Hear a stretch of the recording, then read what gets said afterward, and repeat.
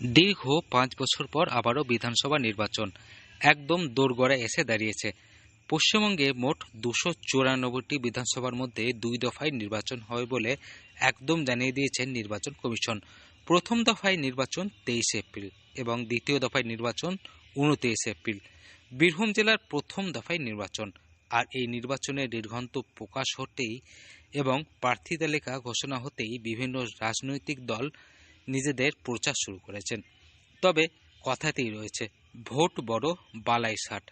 ঠিক এই ঘটনার সাক্ষী রইল বীরভূম এলাকার বাসিন্দারা। বীরভূমের দুবরাজপুর বিধানসভার অন্তর্ভুক্ত বিজেপি মনোনীত প্রার্থী অনুপ কুমার সাহা তিনি গিয়েছিলেন নিজের ভোট প্রচার করতে। গ্রামের এক বাসিন্দা মাটিতে বসে রয়েছে।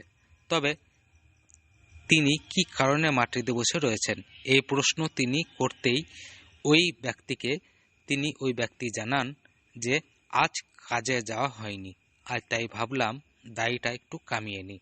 তখন হঠাৎ বিজেপি প্রার্থী নিজের হাতেই রেজার, সাবান, ব্লেড তুলে ধরেন। একদম নাপিতের ভূমিকায় দাড়ি এবং গোঁফ খুব সযত্নে কেটে দিলেন ওই ব্যক্তির। পাশে থেকে একজন যুবক ওই ভিডিও ক্যামেরাবন্দি করেছেন, আর সেই ভিডিও সে তার সোশ্যাল মিডিয়ায় ছাড়ে। আর সেই ভিডিও সোশ্যাল মিডিয়ায় ছড়িয়ে পড়তেই ভাইরাল হতে শুরু করে।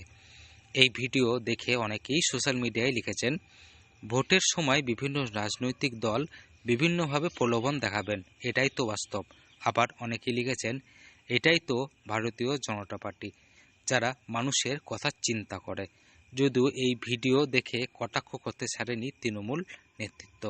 তাদের দাবি, এমনভাবে মিথ্যে প্রলোভন দিয়ে মানুষকে মন জয় করা যাবে না। মানুষ চিন্তা করে নিয়েছে এবং ভেবেও নিয়েছে এবার তৃণমূল কংগ্রেস সরকার গঠন করবে এবং পশ্চিমবঙ্গের মধ্যে ২৯৪টি বিধানসভার মধ্যে সবকটিতেই জয়লাভ করবে তৃণমূল কংগ্রেস।